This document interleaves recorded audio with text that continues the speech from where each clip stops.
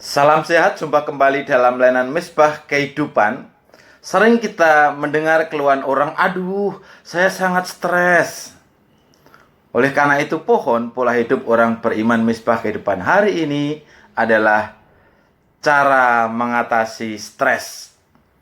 Namun, apakah arti yang sebenarnya dari stres itu?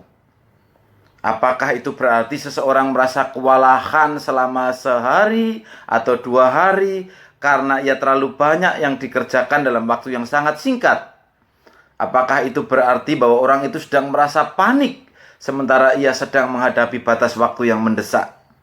Atau orang itu memang sudah sangat lama merasa stres sehingga tidak punya cadangan jasmani dan emosional yang tersisa untuk mengambil kekuatan dan tenaga lagi.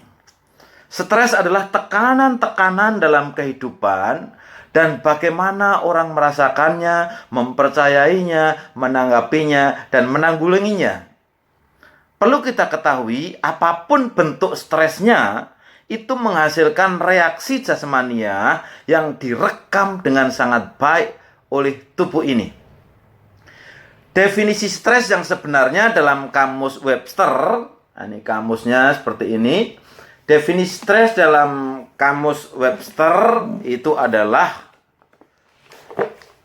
faktor yang bersifat jasmaniah, kimiawi, atau emosional yang menyebabkan ketegangan tubuh atau mental dan mungkin faktor penyebab timbulnya penyakit. Nah, di bawahnya ini bagus. Di bawah stres ada stretch, itu pelonggaran otot.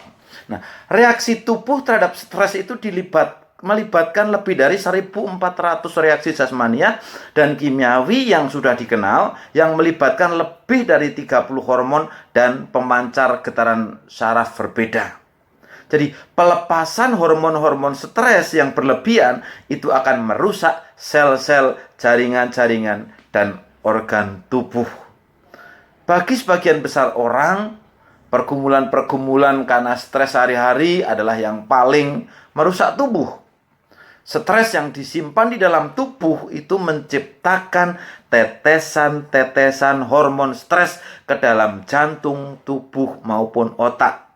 Itu yang akan mempercepat proses stroke maupun penyakit jantung. Sekalipun tidak diundang, stres itu bisa datang sendiri. Apa penyebabnya? Sumber-sumber stres yang potensial tidak terhitung banyaknya dan ada di mana-mana. Apa saja yang mungkin merampas damai sejahtera dan sukacita kita dan akhirnya membahayakan kesehatan kita boleh dianggap sumber stres. Seorang peneliti merinci sumber-sumber stres ke dalam penyebab utama stres besar dan penyakit stres sehari-hari. Penyebab utama stres besar atau stres kronis adalah perceraian, kematian anggota keluarga, penyakit yang berkepanjangan, kemiskinan, dan ketidakbahagiaan di tempat kerja. Sedangkan penyebab stres sehari-hari atau akut, kalau yang tadi kronis, yang sekarang akut, itu stres sehari-hari adalah kemacetan lalu lintas, tagihan, ketegangan dalam keluarga, suara bising, kerumunan orang banyak, gangguan tidur, pengucilan, kelaparan, bahaya, dan lain-lain. Di masa pandemi COVID-19 ini, stres kronis maupun akut bisa datang kapan saja. Dan nilai perceraian semakin tinggi. Kematian dalam rumah tangga meningkat drastis. Kemiskinan mulai dirasakan oleh banyak kalangan. Ketidakbahagiaan di tempat kerja semakin banyak karena harus banting setir karena pekerjaan utama yang disukainya harus ditutup. Memang dengan diberlakukannya PSBB, stres di jalan raya berkurang karena kendaraan tidak terlalu padat, tetapi tagihan yang tertunda dibayar itu akan menimbulkan ketegangan dalam rumah tangga, ya atau iya. Dan itu biasanya mengakibatkan gangguan tidur. Inilah stres. Jangan takut, jangan khawatir, jangan tenggelam dalam lautan stres. Anggap ini sebagai stres pelonggaran untuk latihan otot-otot kita.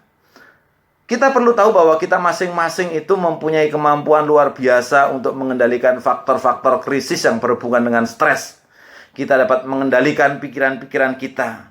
Berpikirlah positif dan mengucap syukurlah dalam segala hal, sebab itulah yang dikehendaki Allah di dalam Kristus Yesus bagi kamu. 1 Tesalonika 5 ayat 18. Mengucap syukur dan tidak membanding-bandingkan itu bisa mengobati stres. Karena hormon jahat kortisol digantikan dengan hormon endorfin yang bisa bikin happy dan imun kita menjadi naik. Yang berikutnya, kita dapat mengendalikan situasi-situasi sosial kita. Kalau sekarang ada social distancing, physical distancing, jangan kemudian kita mati gaya. Jadi kita dapat mengendalikan situasi sosial kita dan menetapkan atau menegaskan kembali hubungan-hubungan kita. Mulailah berbagi dalam kekurangan. Mana bisa? Siapa bilang tidak bisa? Tetapi janda ini memberi dari kekurangannya.